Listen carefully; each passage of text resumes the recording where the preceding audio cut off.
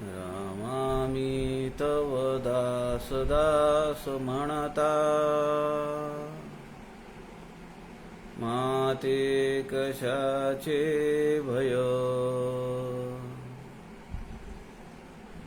रामा जाईन ज्या स्थळी सुख घना होईल तेथे जय माया भुवनात्रयी तुझ विणा नाही तुझा तारक रामा तू सकलार्थ पूर्ण करीशी तू तात मी बालक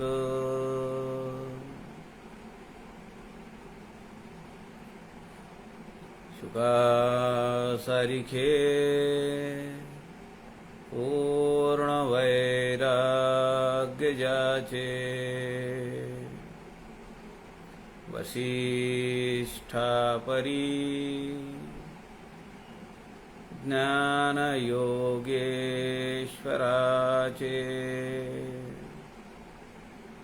कवी वाल्मिकी सारिखा मान्य ऐसा नमस्कार माझा सद्गुरु रामदासा मला वाटते अंतरी त्वा वसावे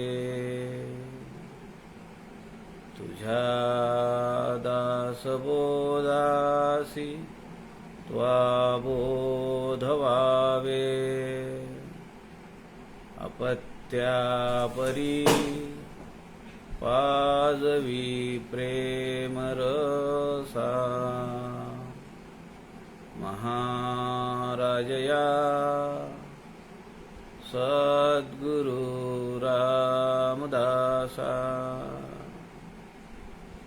जय जय रघुवीर समर्थ सब संतन की जय।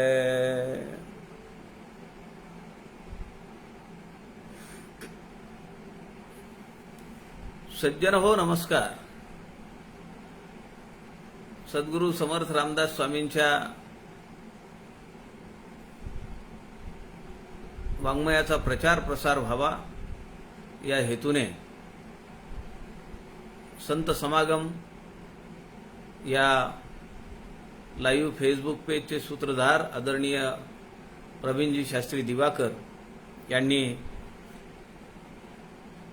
हे व्यासपीठ आपल्याला उपलब्ध करून दिलेलं आहे। आपण या व्यासपीठाच्या माध्यमातून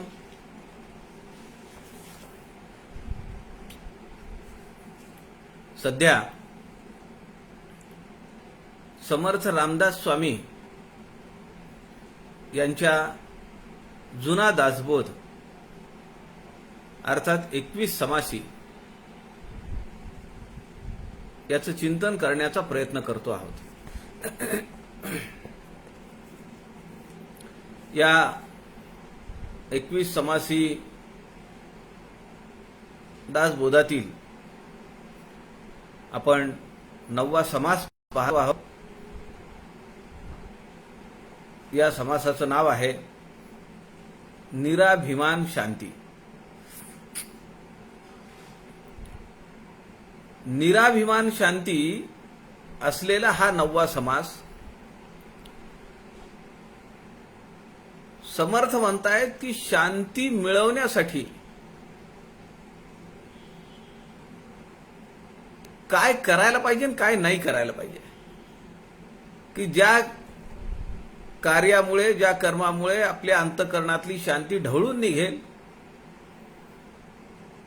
आणि मानवी जीवनाचं जे अंततोगत्वा ध्येय आहे परब्रह्म स्वरूपाची प्राप्ती अर्थात निज स्वरूपाची प्राप्ती, त्यालाच आपण कैवल्य म्हणतो, त्यालाच आपण मोक्ष म्हणतो। त्यालाच आपण आत्मज्ञान असं म्हणतो, ते प्राप्त झाल्यानंतर सुद्धा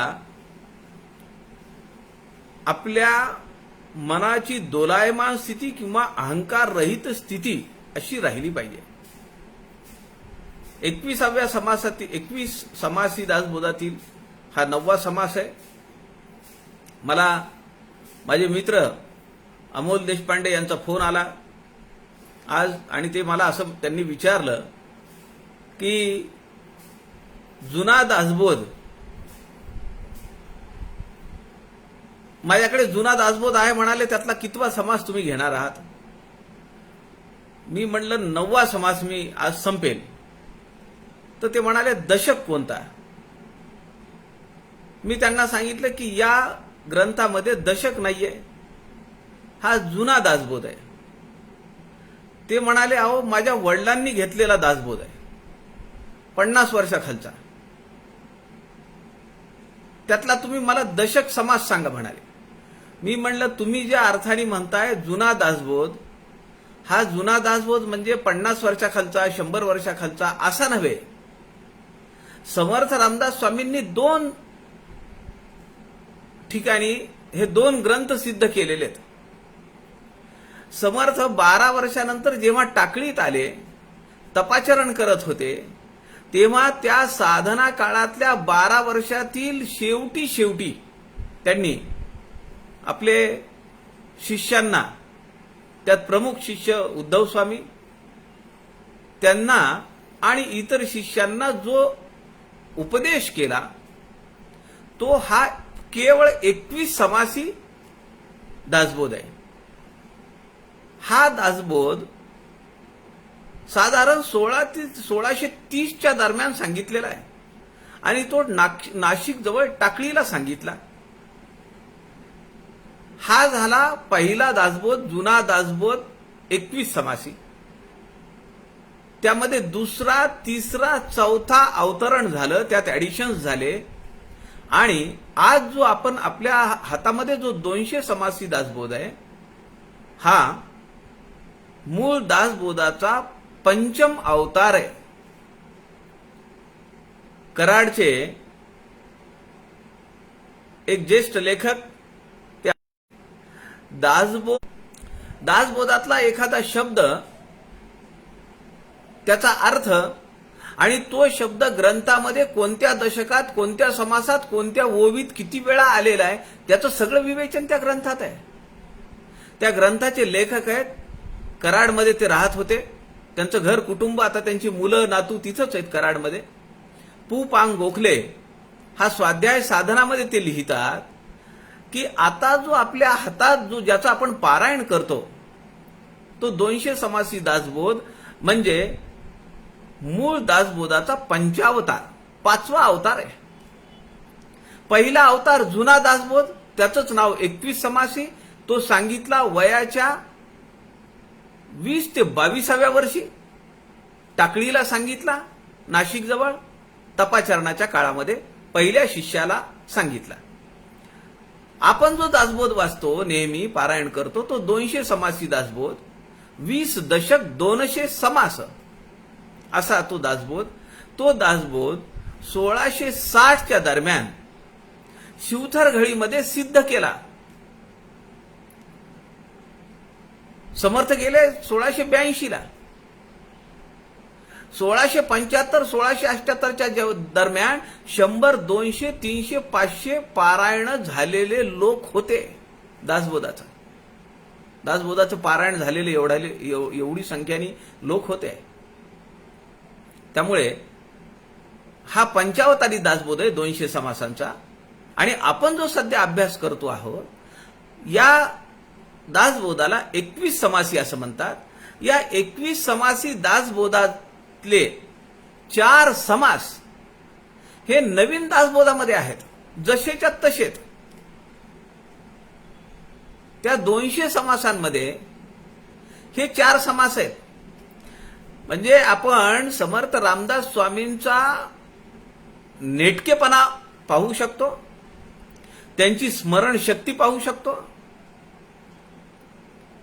की जे 4 समास 1630 मध्ये सांगितले ते 30 वर्षानंतर 1660 मध्ये कल्याण स्वामींच्या हस्ते जो ग्रंथ सिद्ध झाला त्यामध्ये जसेच्या तसे ते 4 समास आलेले आहेत.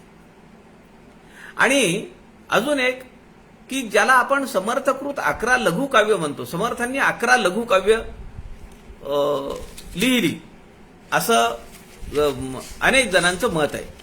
मग आता ही जी 11 लघुकाव्य आहेत, ही 11 लघुकाव्य आहेत. पूर्वारंभ तो आपण पाहिला, जुनाट पुरुष तो पाहायचा राहिलाय, अंतर्भाव पाहायचा राहिलाय, आत्माराम आपण अभ्यास केला, पंचसमासी त्याचं विवेचन केलं, सप्तसमासी तो राहिलाय, सगुण ध्यान, निर्गुण ध्यान, मानस पूजा हे सगळं आपण पाहिलेलं आहे. आणि आता सध्या आपण 21 समासी पाहत आहोत. 21 समासी ग्रंथामध्ये सद्गुरु लक्षण, सत्शिष्य लक्षण, वैराग्य निरूपण आणि हे 3 समास आपण पाहिले. अजून एक समास यायचा आहे, त्याचं नाव आहे आत्मनिवेदन. हे सगळे समास नवीन दासबोधामध्ये आहेत. आज आपण या निराभिमान शांती या समासाचा शेवटचा भाग आज आपण पाहूया. कालपर्यंत आपण या 9व्या समासातील 51व्या ओवीपर्यंत आलो होतो आणि त्या ओवीमध्ये समर्थांनी सांगितलं की अभिमान काही ठीक नाहीये. ज्ञानाचा अभिमान, अर्थाचा अभिमान, धनाचा अभिमान, बलसंपन्नतेचा अभिमान, वैभवाचा अभिमान, कसलाही अहंकार आपल्या अंतःकरणाला शिवला नाही पाहिजे. मान्य आहे की आपल्याला अहंकाराशिवाय आपण जगूच शकत नाही, कारण ते अंतःकरण पंचकात बसलेलं आहे ना, आत आहे ते. असं टाकून दिलं एखाद, हे वर शर्ट घातलेला आहे, आजपासून मी हा शर्ट घालणार नाही, टाकून दिला चालेल, म्हणजे आत आहे. अंतःकरण पंचकामध्ये ज्याचा अंतर्भाव आहे त्याला असं एकदम पटकन टाकता कसं येईल आणि तो कसा निघेल. पण शनाय शनाय आस्ते आस्ते त्याला क्षीण करत आपण त्याचा प्रादुर्भाव कमी करू शकतो, एवढं मात्र नक्की आहे. कारण आपण पाहिलेलेच लोक असे, आपल्या सभोवती लोक आहेत की ज्यांना अहंकार वारा सुद्धा शिवत नाही त्यांच्या मनाला. एवढे स्वच्छ, एवढे निर्भेळ, एवढे निखळ अशी ही मंडळी असतात. ती संत आहेत, महानुभाव आहेत, सज्जन आहेत, महाजन आहेत. अशा मंडळींच्या अंतःकरणामध्ये अहंकार याचा लवलेश सुद्धा नसतो. समर्थ म्हणतात की एका क्षणामध्ये तुझं जे समाधान मिळालेलं आहे त्या समाधानाचा नाश होऊ शकतो. झणी भरिये भरसी ऐसिये भरी, भरता समाधानाची बोहरी, होऊन जाईल क्षणाभितरी, अभिमान जडेल अंगी तर. पुढे समर्थ म्हणतात अभिमानास्तव जन्म घेणे. अरे या अभिमानामुळे तर तुला जन्म घ्यावा लागतो. कुठल्या योनीमध्ये जाशील, किती जन्म घेत राहशील, यातून तुला मुक्तता हवी आहे ना. मग तू पहिला अहंकार टाकून दे. काल आपण इथपर्यंत हे सगळं पाहिलं. आज आपण समर्थ पुढच्या ओव्यांमध्ये काय म्हणतात त्याचं चिंतन करूया. श्रीराम समर्थ. श्रीराम. ओळी विचारिता ठावची नाही, ज्ञान विचारिता नुरे काही, देहे विचारिता विदेही, होऊन ठेला श्रीराम. आभासती तुका नासो न जाईल, तेथे वैभवासी कोण खाईल, ब्रह्मादिकासी सृष्टी होईल, नवतची जैसी श्रीराम. तेथे आम्ही तुम्ही आणि संप्रदाव, हे बोलणे अवघेची वाव, एकपणाचाही भाव, शांत झाला जेथे श्रीराम. राम आणि रामदास, भजन भाव आणि विश्वास, ज्ञान वैराग्य आणि उदास, इतुकेही संपले तेथे श्रीराम. समर्थ या ठिकाणी म्हणतायत ओळी विचारिता ठावची नाही, ज्ञान विचारिता नुरे काही, देहे विचारिता विदेही होऊन ठेला. आध्यात्मिक ज्ञानाच्या दृष्टीने जर विचार केला तर आमचा परंपरा, आमची संपदा याला काही अर्थ नाहीये. आद्य शंकराचार्यांचा आत्मषटक आपल्याला माहिती आहे. माझी जात नाही, माझा धर्म नाही, माझे अवयव तर नाही हे सुरुवातीला सांगितलं. न च क्षोत्र जिव्हे न च प्राण संज्ञे. मी प्राण नाही, मी नाक नाही, कान नाही, डोळे नाही, हात नाही, पाय नाही, डोकं नाही. मी राग नाही, मी लोभ नाही, मी मोह नाही, मी आई नाही, मी वडील नाही, मी भाऊ नाही, बहीण नाही. मी कोण आहे? चिदानंद रूप शिवोहम शिवोहम. ते एकमेव द्वितीय जे स्वरूप आहे त्याचा मी अंश आहे. ज्ञानाचा जर विचार केला, मला आत्मज्ञान प्राप्त झालं म्हणजे काय झालं? काही हातात मिळालं का? काही वस्तू मिळाली का? अहो, जिला रंग नाही, रूप नाही, आकार नाही, गुण नाही, क्रिया नाही, असं ते मिळाल्यानंतर काय फरक पडणार आहे? पण एक मात्र नक्की होता की त्याची एकदा प्राप्ती झाली की जीवनामध्ये जी सुखदुःख आहेत त्याच्या पलीकडे माणूस निघून जातो. हैदराबादला बापू भटजी नावाचे एक संगीतकार होते. किती तल्लीन व्हायचे ते संगीतात. त्यांचा टप्पा फार प्रसिद्ध होता. गायनातला एक प्रकार आहे टप्पा. आणि ही वस्तुस्थिती आहे. फार वर्ष नाही झाली या गोष्टीला. 50-60-70 वर्षापूर्वीचा काळ आहे, हा प्रसंग आहे. काही लोक लांबून आले, सकाळी आले. त्यांनी पाहिलं, शोधत शोधत आले बापू भटजींचं घर कुठे आहे. आले, त्यांनी बापू भटजींची चौकशी केली. ते लोक म्हणाले, त्यांच्या घराच्या समोर काही मंडळी जमलेली होती, 15-20 लोक जमले होते. यांनी चौकशी केल्यानंतर तिथे जी उभी होती लोक, त्यांनी सांगितलं की ते पाती रूम आहे ना, तिथं बापू भटजी बसलेले म्हणले. हे तिथं गेले. 4-5 जणांनी सांगितले की आम्ही फार लांबून आलोत म्हणले, रात्रभर प्रवास करून आलोत आणि आम्हाला तुमचा टप्पा ऐकायचा आहे. ते म्हणाले, अरे बसा ना, मग काय झालं? बसले. मैफल रंगली. तास, 1.5 तास, 2 तास गेले. बापू भटजी गात होते आणि ही सगळी मंडळी तल्लीन होऊन ऐकत होती. 2-2.5 तासानंतर बाहेरून 4-5 लोक आले आत आणि ते म्हणाले, बापू सगळी तयारी झालीये, निघायचं का? ते म्हणाले, चला. ही बाहेरून जी मंडळी आली होती त्यांनी विचारलं, बापू कुठे गावाला जायचे का? ते म्हणाले, माझा थोरला मुलगा गेलाय, त्याला तिरडीवर झोपवलंय, सगळी तयारी झाली. हे लोक मला विचारायला आले की स्मशानात जायचंय का? काय वाटलं असेल त्या लोकांना? त्यांना वाटलं की ही मंडळी सहज उभी आहेत आणि समजा तेव्हा जर बापू भटजी म्हणाले असते त्यांना की माझा मुलगा गेलाय, तर ती लोक परत गेली असती ना. तल्लीनता किती आहे. बापू भटजींना आपला मुलगा गेला याचं दुःखाचा विसर पाडतं ती तल्लीनता संगीतातून आली. म्हणून समर्थ म्हणतात, संगीत गायन दे रे राम, आलाप गोडी दे रे राम, विमळ करणी दे रे राम. या ठिकाणी समर्थ म्हणतायत, आत्मज्ञान झालं म्हणजे काय झालं? काही फरक पडला का? काळा रंगाचा गोरा झाला का? अंगावर वस्त्र प्रावरण आली का? टोप आला का? मुकुट आला का? असं काहीही होत नाही. ओळी विचारिता ठावची नाही, ज्ञान विचारिता नुरे काही, काही सांगत नाही. काय तुम्हाला आत्मज्ञान प्राप्त झालं म्हणे, आम्हाला सांगा तरी ते कसं आहे? तो काही बोलत नाही. 3ऱ्या चरणामध्ये समर्थ म्हणतात, देहे विचारिता विदेही होऊन ठेला श्रीराम. तो देहात आहे, तो सामान्य माणसासारखा जगतोय, पण तो कसा आहे? विदेही आहे. जेवायला मिळालं का? नाही मिळालं, हरकत नाही. जे मिळालंय त्यात तिखट जास्त आहे, हरकत नाही. जे मिळालंय त्यात मीठच नाही, हरकत नाही. पोळी आणि भाजीच मिळाली, हरकत नाही. अशी मानसिकता आपल्याला चालू करता येते.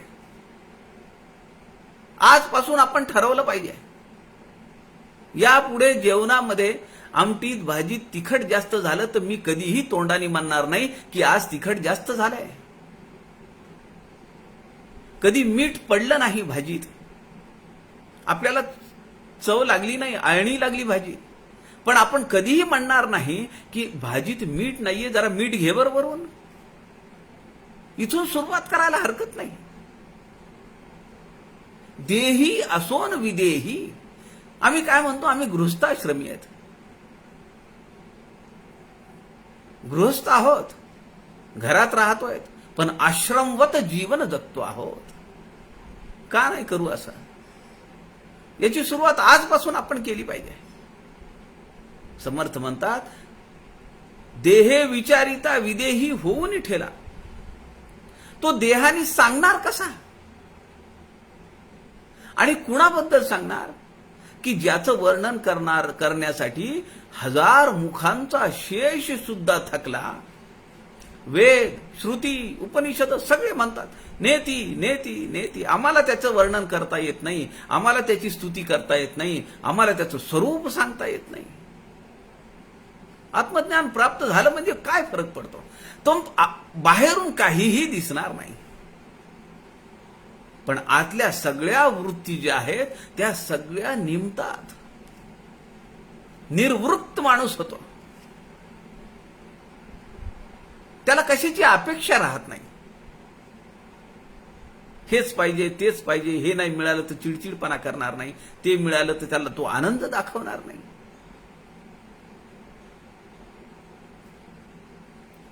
पुढे समर्थ म्हणतात, आभास ती तुका नासोनी जाईल, तेथे वैभवासी कोण खाईल, ब्रह्मादिकाशी सृष्टी होईल, नव्हतची जैसी श्रीराम. आभास ती तुका नासोन जाईल. ही वारसा, ही परंपरा, आमचा संप्रदाय, आमचे सद्गुरू प्रभू श्रीरामचंद्र, आम्हाला ज्ञान झालं, आम्ही एवढ्या ग्रंथांचा अभ्यास केला, हा सगळा मोठेपणा एका क्षणात विलयाला जाईल असं समर्थ म्हणतात. हे सगळं आभासी आहे. आपली ही सभा कसली आहे? आभासी आहे. याला काय म्हणतात? ऑनलाईन बैठक, व्हर्च्युअल मीटिंग, आभासी. मी बोलतो आहे, आपण ऐकतात, हा आभास आहे. जेव्हा मी तुमच्या समोर बसलेला असेन आणि तुम्ही मला पाहत आहात, ते खरं पाहणं, ते खरं, ती खरी सभा, ही आभासी आहे. बऱ्याच वेळा युट्यूबवरून जे पडतं ते रेकॉर्ड केलेलं असतं, ऑलरेडी रेकॉर्ड केलेलं असतं, लाईव्ह नसतं. हे आज लाईव्ह आहे, आपलं फेसबुक पेज लाईव्ह. समर्थ म्हणतात, आभास ती तुका नासोन जाईल. ज्याचा मला मोह आहे, ज्याचा मला अहंकार आहे. आमच्या मठाची एवढ्या वर्षाची परंपरा आहे. आता जहिराबादला एक्केहाळी मठ, जहिराबादच्या मठाचा आता किती 7 दिवस झाले रोज सुरेख प्रवचनं चालू आहेत. आत्माराम महाराजांचा मठ, कल्याण स्वामींची परंपरा, समर्थ रामदासांचे शिष्य कल्याण स्वामी, कल्याण स्वामींचे शिष्य शिवराम स्वामी, शिवराम स्वामींचे शिष्य आत्माराम स्वामी, रामचंद्र महाराज, रामचंद्र महाराजांचे शिष्य आत्माराम महाराज. आत्माराम शिव कल्याण रामदास असा हा मंत्र आहे. आत्माराम महाराजांच्या या ग्रंथाला 202 वर्ष पूर्ण झाली, म्हणून मागच्या 5 दिवसापासून ज्येष्ठ समर्थ भक्त आदरणीय दत्तोपंत रत्नाळीकर काका अकोल्यावरनं हे सगळं मॅनेज करतायत. रोज एका एका विषयावर लोक बोलतायत. तेथे वैभवासी कोण खाईल? कसलं वैभव आलंय? ब्रह्मादिकाशी सृष्टी होईल, नवतची जैसी श्रीराम. ब्रह्मादिकाशी होईल, कशी सृष्टी? आहेत आहे, नाही तर नाही. ब्रह्मा अनेक सृष्टींचा निर्माण करताय. एवढंच नव्हे, खोल जर याचा अर्थ पाहिला तर ब्रह्मा विष्णू महेश सुद्धा राहिले नाहीत, तर तुझं काय लागून गेलंय? तू कोण मोठा 30 मार खा आलास इथं? समर्थ दासबोधामध्ये म्हणतात, तिन्ही मूर्तीस होईल अंत, ब्रह्मांडास मांडेल कल्पांत, तेव्हा जाणावा नेमस्त, ब्रह्मप्रळय झाला श्रीराम. अमरावती सत्यलोक, वैकुंठ कैलासाधिक, याही वेगळे नाना लोक, भस्मोन जाती श्रीराम. अरे सगळ्यांची राख होतीये म्हणाले. कसला अभिमान घेऊन बसला तू? परंपरा मोठी, आमचा वारसा मोठा, आमचं यौवन तेव्हा सांगतो. समर्थ म्हणतात, गेले बहुता बळांचे, गेले बहुता काळांचे, गेले बहुता कुळांचे, कुळवंत राजे श्रीराम. कोण राहिलं इथं? कसला अभिमान, कसला अहंकार?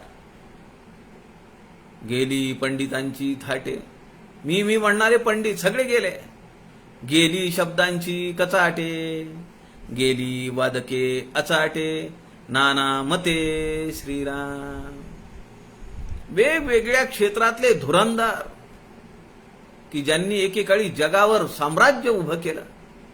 गायन असेल, वादन असेल, खेळ असेल, राज्य असेल, सत्ता असेल, वेगवेगळ्या कला असतील, शास्त्र ग्रंथ असतील, कुणीही राहिलेलं नाही. मग कशाला तुझा अभिमान बाळगतो?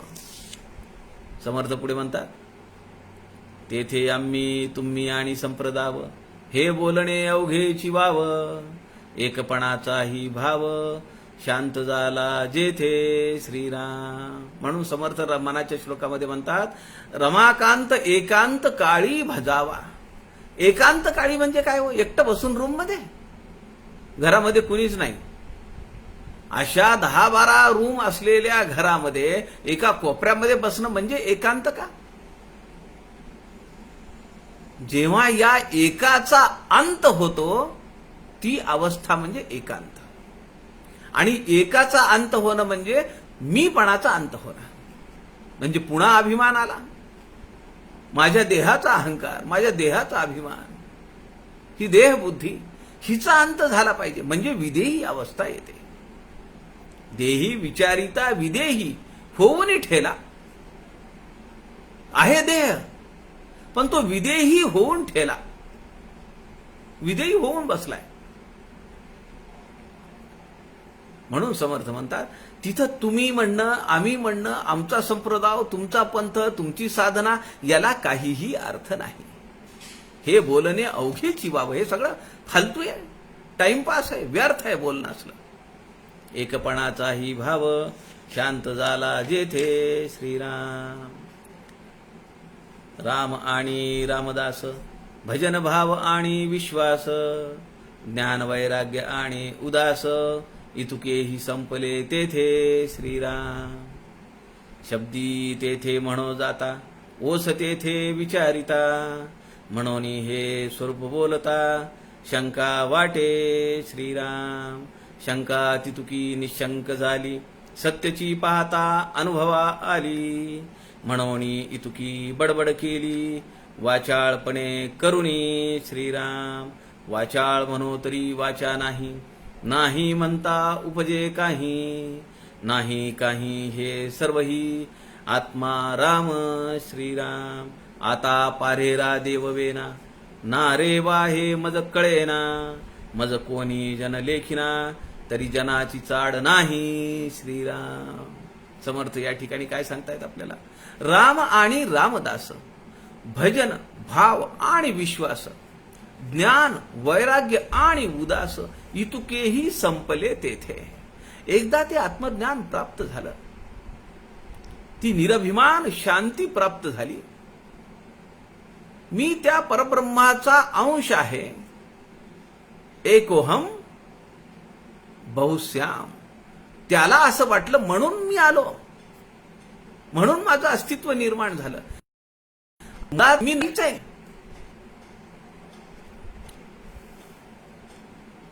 माझा प्रभू, माझा सद्गुरू राम, माझं भगवंत, माझं आराध्य दैवत बालाजी, माझं आराध्य दैवत नृसिंह, माझं आराध्य दैवत दत्त, काहीही अर्थ नाही. भजन, भाव आणि विश्वास. एकदा विदेही अवस्था प्राप्त झाली की त्याला या कर्मकांडामध्ये अडकून पडावं वाटत नाही. ज्ञान, वैराग्य आणि उदास अवस्था. ज्ञान झालं, आता वैराग्य आलं, आणि आता अवस्था कशी आहे? औदासिन्याची आहे. औदासिन्य म्हणजे चेहरा पाडून बसणे नव्हे. लाभा लाभो जया जवो. दुःख झालं काय? सारखंच आहे. आनंद झाला काय? सारखंच आहे. इतुकेही संपले तेथे, शब्दी तेथे म्हणो जाता, ओस तेथे विचारिता. अरे शब्दांनी काय सांगणार ते स्वरूप? ते परब्रह्मचं स्वरूप, परब्रह्म स्वरूप, त्या मुख्य देवाचं वर्णन कसं करणार? त्याला रंग नाहीये, त्याला आकार नाहीये, त्यांनी काही कपडे घातलेत का? त्यांनी काही हातात ठेवलंय का? काही गळ्यात माळा आहेत का?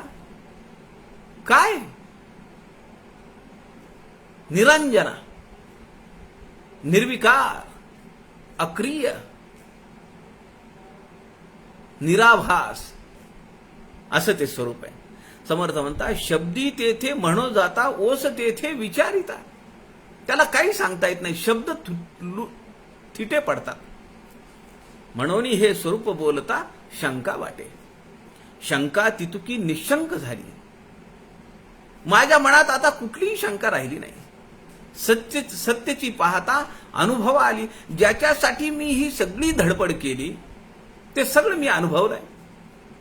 म्हणून इतकी बडबड केली वाचाळपणे करून. खरं तर आता इथे विरोधाभास आहे. ओवी क्रमांक 55 मध्ये समर्थ म्हणतात, 56 मध्ये म्हणतात, शब्दी तेथे म्हणो जाता, ओस तेथे विचारिता. शब्दांचा काही उपयोग नाही.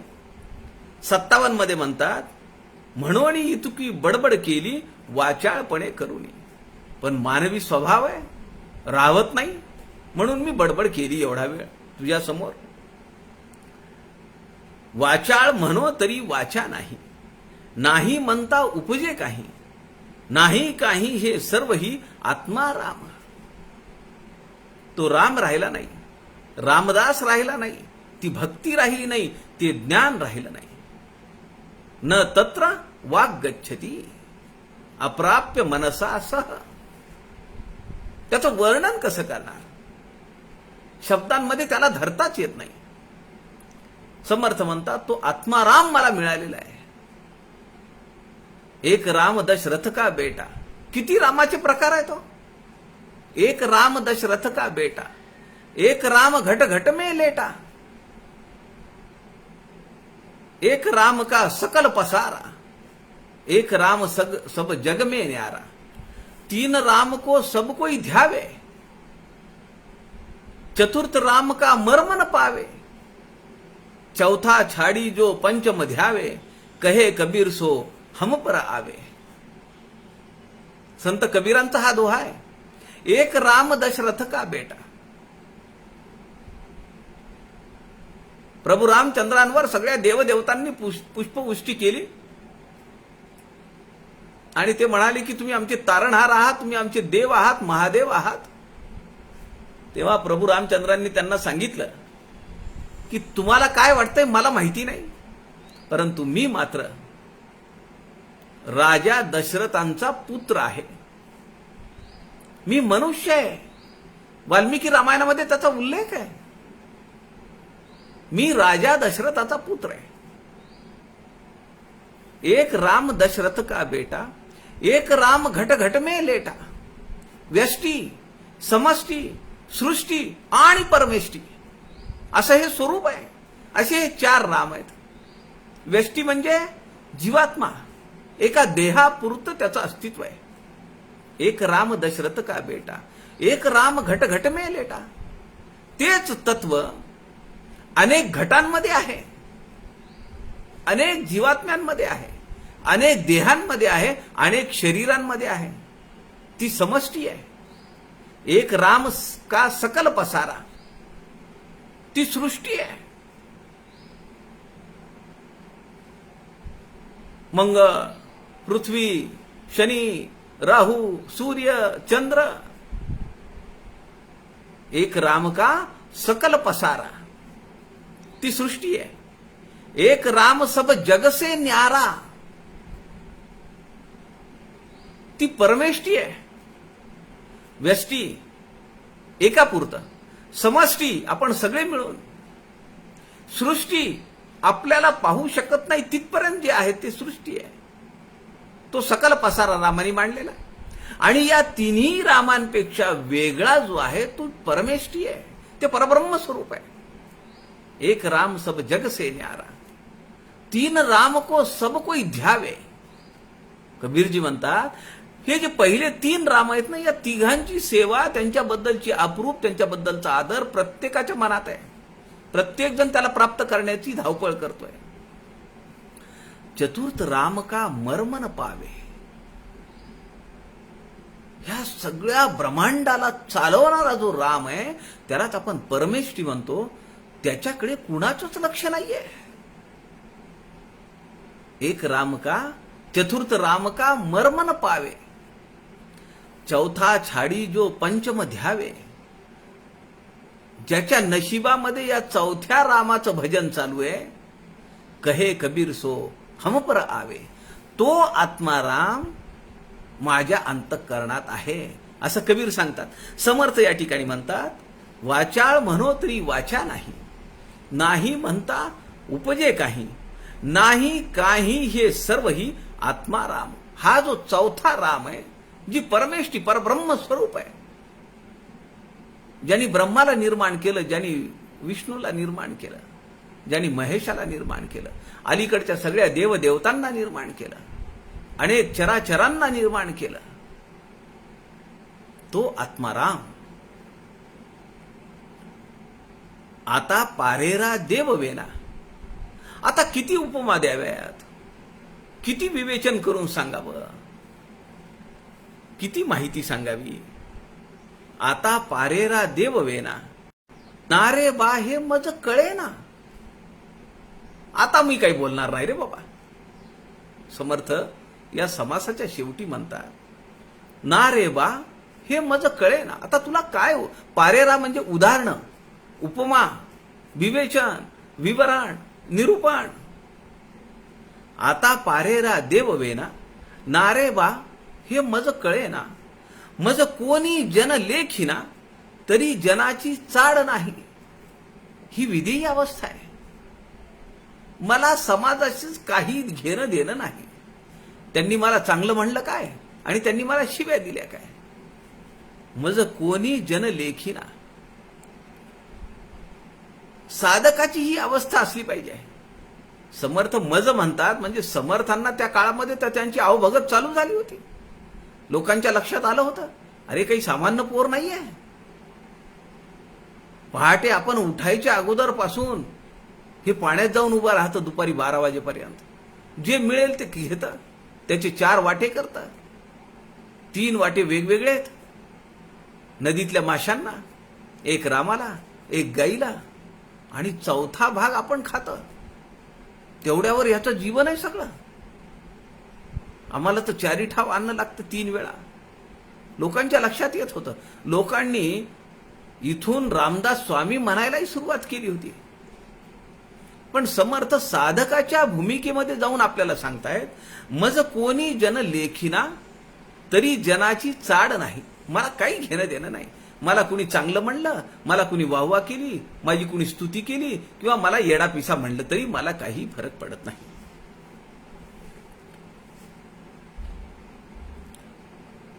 ती अवस्था कशी आहे.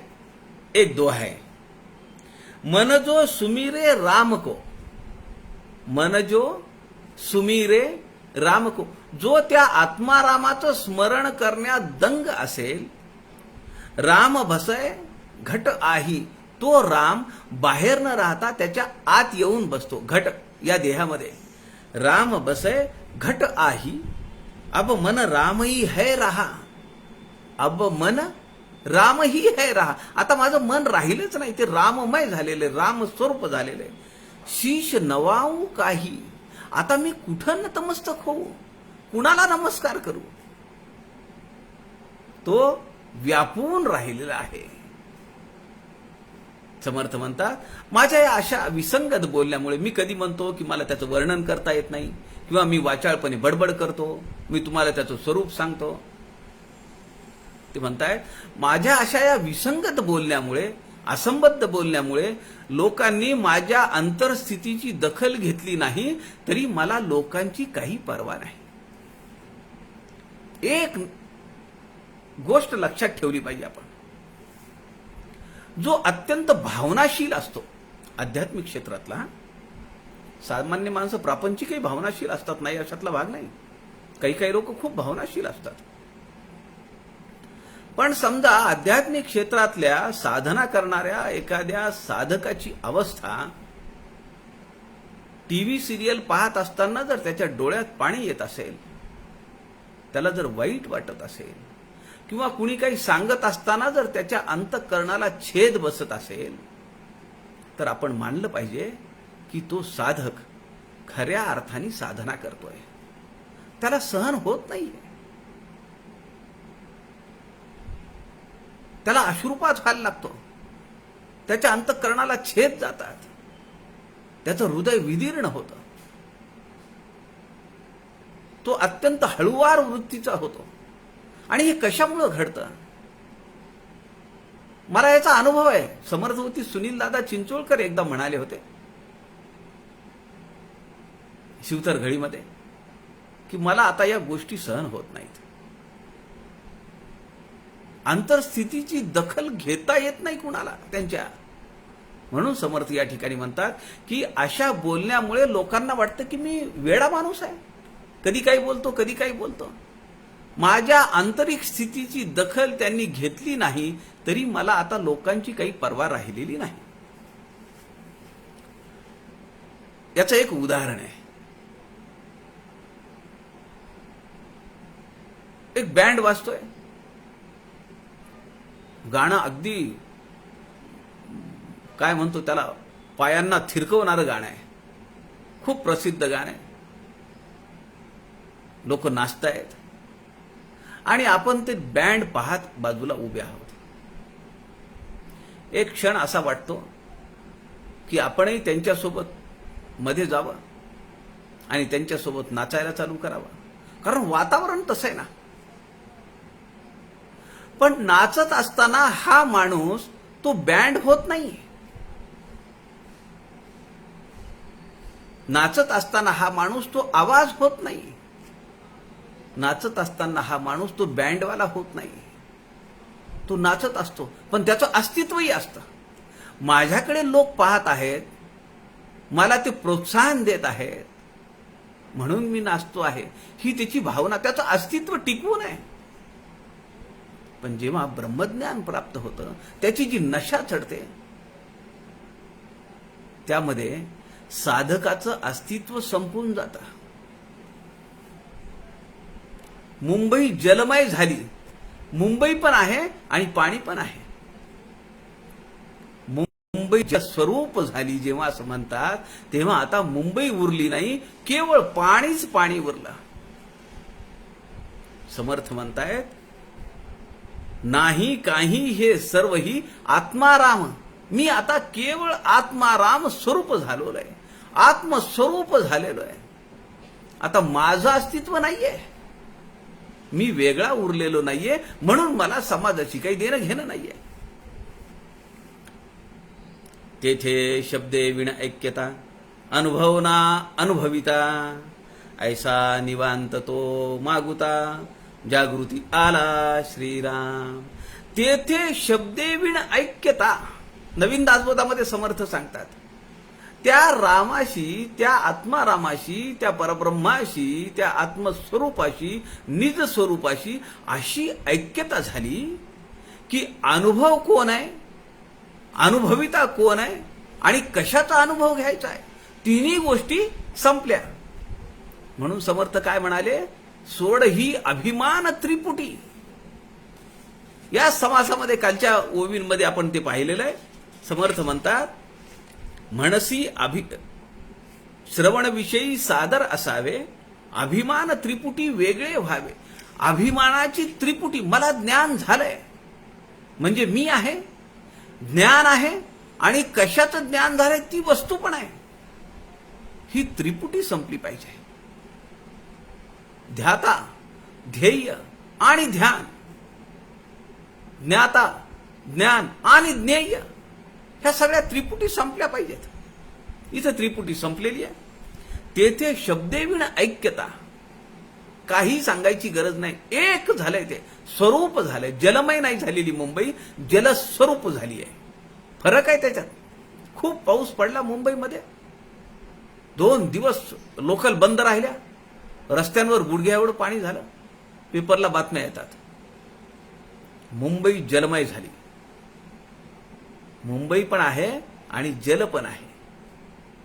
जेव्हा मुंबई जलस्वरूप होईल, मी जेव्हा आत्मस्वरूप होईल, आता समर्थ तसे आत्मस्वरूप झालेत. म्हणून आता तिथं कुणीही नाही असं ते म्हणतायत. अनुभव ना अनुभविता. कशाचा अनुभव घ्यायचा आहे, कुणी घ्यायचा आहे, कुणाचा घ्यायचा आहे, काही राहिलेलं नाही. ऐसा निवांत तो मागुता, जागृती आला श्रीराम. आता तो निवांत झाला, आता तो शांत झाला. सगळं मिळालंय, ज्ञानाची प्राप्ती झाली आहे. तो बोलत नाही, अनुभव सांगत नाही, त्याला कसली अपेक्षा राहिली नाही. आता तो निवांत झाला. आता तो निराभिमान शांती प्राप्त करता झाला. या समासाचं नावच निराभिमान शांती आहे. असा तो ब्रह्मानुभव आपल्या तदाकारतेच्या रूपातून दाखवणारा तो साधक शांत होतो. आता त्याला कुठलीही वृत्ती नाहीये. निर्वृत्त अवस्था, निर्विकल्प अवस्था, कुठली कल्पना नाही.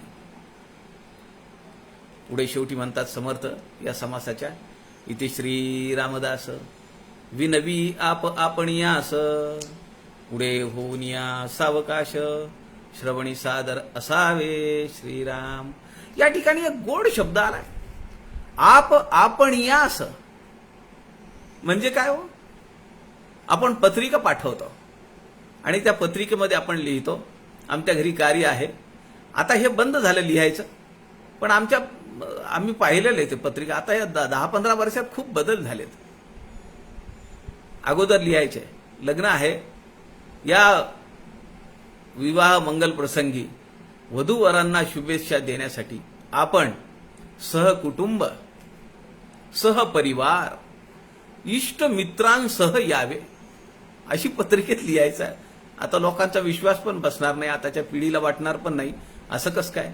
अहो, इथं आम्ही माणसावर ताट मोजलेली आहेत आणि तुम्ही म्हणता सहकुटुंब, सहपरिवार, इष्ट मित्रांसह.